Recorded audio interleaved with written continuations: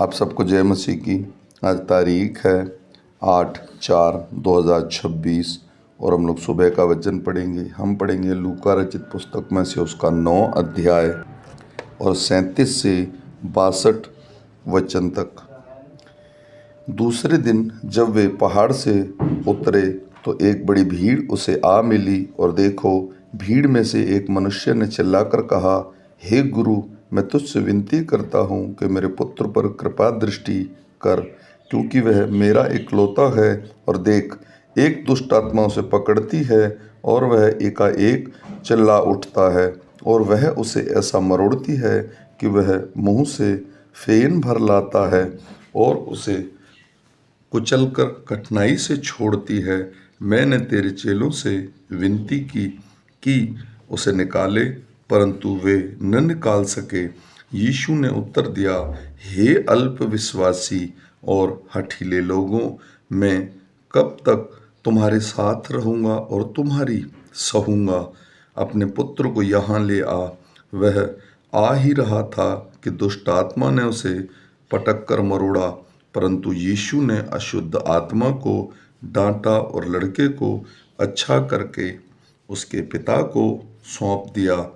तब सब लोग परमेश्वर के महासामर्थ्य से चकित हुए। परंतु जब सब लोग उन सब कामों से जो वह करता था अचंभित थे, तो उसने अपने चेलों से कहा, तुम इन बातों पर कान दो, क्योंकि मनुष्य का पुत्र मनुष्यों के हाथ में पकड़वाया जाने को है। परंतु वे इस बात को न समझते थे, और यह उनसे छिपी रही कि वे उसे जानने न पाए, और वे इस बात के विषय में उससे पूछने से डरते थे। फिर उसने यह विवाद होने लगा कि हम में से बड़ा कौन है। पर यीशु ने उनके मन का विचार जान लिया, और एक बालक को लेकर अपने पास खड़ा किया और उनसे कहा, जो कोई मेरे नाम से इस बालक को ग्रहण करता है, वह मुझे ग्रहण करता है, और जो कोई मुझे ग्रहण करता है, वह मेरे भेजने वाले को ग्रहण करता है। क्योंकि जो तुमने से सबसे छोटे से छोटा है, वही बड़ा है।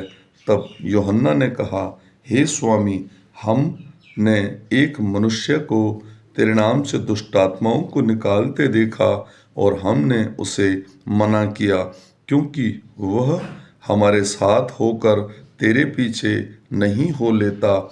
यीशु ने उससे कहा, उसे मना मत करो, क्योंकि जो तुम्हारे विरोध में नहीं, वह तुम्हारी ओर है। जब उसके ऊपर उठाए जाने के दिन पूरे होने पर थे, तो उसने यरूशलेम जाने का विचार दृढ़ किया। उसने अपने आगे दूत भेजे, वे सामरियों के एक गांव में गए और उसके लिए जगह तैयार करें, परंतु वह उन लोगों ने उसे उतरने न दिया, क्योंकि वह यरूशलेम जा रहा था। यह देखकर उसके चेले याकूब और यूहन्ना ने कहा, हे प्रभु, क्या तू चाहता है कि हम आज्ञा दें कि आकाश से आग गिरकर उन्हें भस्म कर दे? परंतु उसने फिरकर उन्हें डांटा और कहा, तुम नहीं जानते हो कि तुम कैसी आत्मा के हो, क्योंकि मनुष्य का पुत्र लोगों के प्राणों का नाश करने नहीं, वरन बचाने के लिए आया है। और वे किसी दूसरे गांव में चले गए। जब वे मार्ग में जा रहे थे, तो किसी ने उससे कहा, जहाँ जहाँ तू जाएगा, मैं तेरे पीछे हो लूँगा। यीशु ने उससे कहा, लोमड़ियों के भट्ट और आकाश के पक्षियों के बसेरे होते हैं, पर मनुष्य के पुत्र को सिर धरने की भी जगह नहीं। उसने दूसरे से कहा, मेरे पीछे हो ले। उसने कहा, हे प्रभु, मुझे पहले जाने दे कि मैं अपने पिता को गाड़ दूं। उसने उससे कहा, मरे हुओं को अपने मुर्दे गाड़ने दे, पर तू जाकर परमेश्वर के राज्य की कथा सुना। एक और ने कहा, हे प्रभु, मैं तेरे पीछे हो लूँगा, पर पहले मुझे जाने दे कि मैं अपने घर के लोगों से विदा ले आऊं। यीशु ने उससे कहा, जो कोई अपना हाथ हल पर रखकर पीछे देखता है वह परमेश्वर के राज्य के योग्य नहीं। आमीन।